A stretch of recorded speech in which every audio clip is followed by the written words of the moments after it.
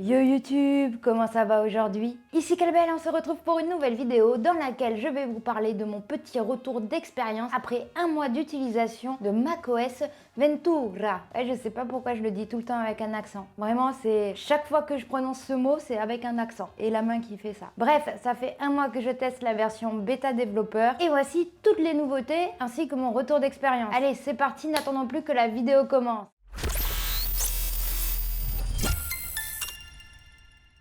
Pour commencer, j'ai envie de vous donner un conseil. Surtout, n'installez pas la bêta développeur sur votre seul Mac perso, comme moi j'ai fait. Parce qu'il y a encore des bugs, c'est pas tout à fait stable. Par exemple, moi, le soir, quand j'ai fini de travailler ou d'être sur mon ordinateur, je le ferme. Et le lendemain, je le réouvre et je continue ma routine. Sauf que là, avec la bêta développeur, j'ai remarqué que quand je le fermais, le lendemain matin, il n'y avait plus de batterie sur le Mac. Je pense que ça, réellement, c'est dû au fait que c'est une bêta développeur et que mon Mac est quand même un Mac assez vieux, mais compatible, qui date de 2017. Donc voilà, petit conseil, les bêta Mac OS, c'est pas hyper stable, c'est moins stable que sur iOS. Ça, c'est mon ressenti perso. Maintenant que le petit message de prévention a été fait, nous allons pouvoir passer aux nouveautés de Mac OS Ventura. Déjà, tu peux le remarquer, la première chose qui change, c'est le fond d'écran. Parce que qui dit nouvel OS dit nouveau fond d'écran. Ah mais c'est une nouveauté comme une autre. Apple a retravaillé un petit peu le design de son système d'exploitation, comme tu peux le voir. C'est un peu différent quand tu ouvres le à propos de mon Mac. Si tu ouvres les réglages, là aussi, grosse nouveauté, tu vas le voir, c'est tout sur le côté. Alors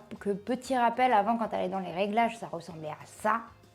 Je trouve personnellement que ça fait plus penser à un iPad, la présentation des réglages système. Donc dans le design, il n'y a que ça qui change. Vraiment, on est sur un changement tout petit. Par contre, il y a de nouvelles applications. Les applications météo et horloge ont été upgradées. Déjà aussi, le Spotlight a été rendu plus intelligent. Tu sais, le Spotlight, c'est la barre de recherche, c'est ça. Imagine, tu cherches Tim Cook, tu le trouves? Non. Tu vas avoir plusieurs sites web, tu vois, tu as des images qui arrivent directement. Bref, t'as compris, le Spotlight est devenu plus intelligent, il va chercher un peu plus partout. Maintenant, on va ouvrir l'application météo qui a été totalement repensée et je trouve que c'est vachement cool. Hop, je te la mets en plein écran. Donc là, tu vas pouvoir voir qu'à gauche, tu vas pouvoir mettre les villes dont tu veux savoir la météo. Et comme tu peux le voir, ça ressemble quand même vachement plus à la météo que tu trouves sur un iPhone. Tu as directement la température.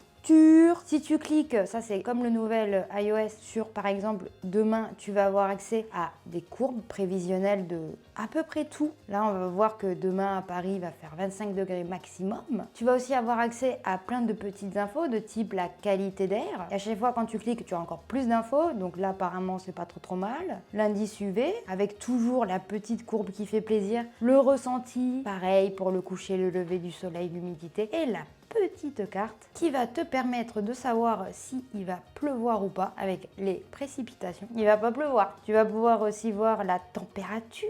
C'est aussi les 3 couches que tu vas trouver sur iOS. Donc, refonte complète de l'app météo sur Mac. C'est pas... mais ça reste une nouveauté les frérots. Maintenant, l'app horloge. Pouf, on ouvre l'horloge. Vois-tu? Là, maintenant, on a une carte avec les différents fuseaux horaires.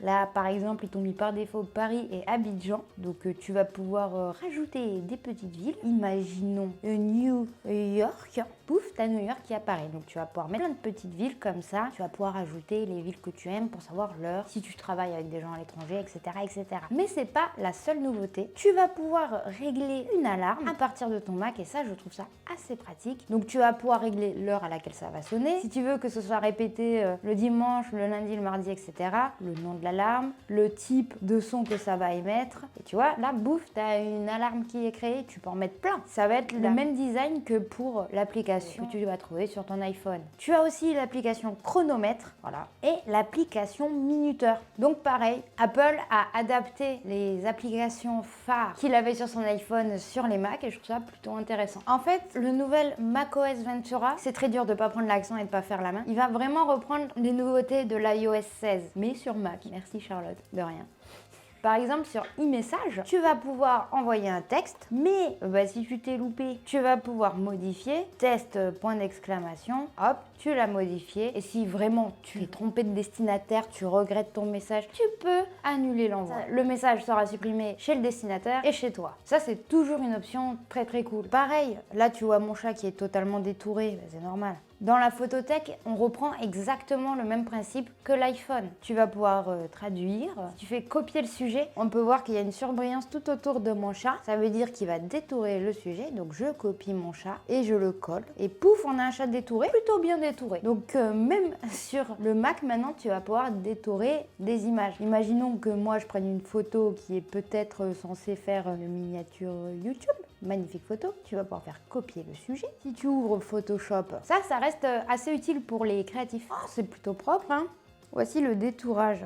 Ça passe. Pour un truc fait par une intelligence artificielle, ça passe. Ah. Donc là, c'est l'une des options que je trouve le plus utile. Il va y avoir une autre grosse nouveauté, c'est la nouveauté phare de ce nouvel OS d'Apple. Ça va être le Stage Manager. Il faut aller dans le Mission Control tout en haut, ici, pour pouvoir l'activer et le désactiver. J'appuie sur Stage Manager et là, tu vois, il y a mon truc de photo qui est allé se mettre sur le côté. Voilà, tu vas pouvoir swiper entre tes diverses applications. Donc au final, ce que ça fait, c'est que ça t'ouvre toutes tes applications sur le côté et ça te met vraiment sur l'écran en quand même plutôt petit l'application sur laquelle tu es en train de bosser. Imagine, moi, je suis sur Photoshop, je travaille, évidemment. Si tu agrandis, bah, tu n'as plus accès aux petits trucs là. Pouf, ça se cache. Donc ça, c'est pas forcément une application que j'utilise le plus. Tu vois, dès que tu fermes, ça va ouvrir une autre application. Et au final, je trouve pas ça hyper esthétique. Je suis dure avec macOS. Les fenêtres, elles font pas la même taille. C'est super stressant. C'est pas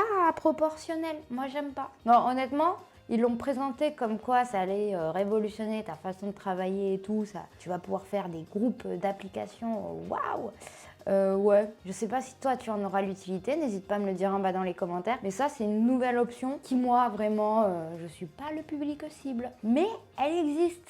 Voilà. L'autre nouveauté, ça va être de pouvoir utiliser son iPhone comme webcam pour les FaceTime et les diverses réunions. Apple aime bien connecter tous ses appareils entre eux. Et là, avec l'iPhone qui devient ta caméra, il continue dans cette idée-là.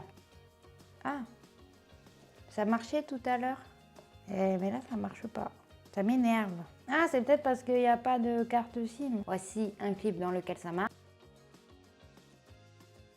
Pour moi, cet OS n'est pas oufissime. J'ai trouvé que iOS 16 était beaucoup plus intéressant que macOS Ventura. Et ça, c'est un avis totalement perso. Je trouve que personnellement, il n'apporte pas grand-chose de plus. J'ai super hâte d'avoir de nouvelles versions de cet OS pour que ce soit plus stable et que moi, je puisse travailler plus sereinement. Vraiment, comme j'ai dit, n'installez pas la version bêta développeur, à moins que vous aimiez le risque. Je trouvais ça cool de vous faire un petit retour d'expérience après un mois d'utilisation, parce qu'on n'a pas beaucoup de vidéos sur le sujet macOS, on voit surtout iPad et iPhone. C'est une mise à jour qui existe et qui est en cours de développement. Hâte de voir un petit peu toutes les nouvelles nouveautés que Apple va rajouter à son OS. En tout cas, j'espère que cette petite vidéo review des nouveautés macOS et retour d'expérience sur un mois vous aura plu. Malheureusement, celle-ci touche déjà à sa fin. Il est donc temps pour moi de vous dire à ciao, bonsoir et à très bientôt pour de nouvelles vidéos. Surtout, n'hésite pas à t'abonner à ma chaîne YouTube. Je suis aussi sur les réseaux sociaux si tu as envie de me suivre. Et voilà, je mets d'autres vidéos là qui vont s'afficher. Comme ça, tu peux voir d'autres vidéos. C'est cool. Voilà.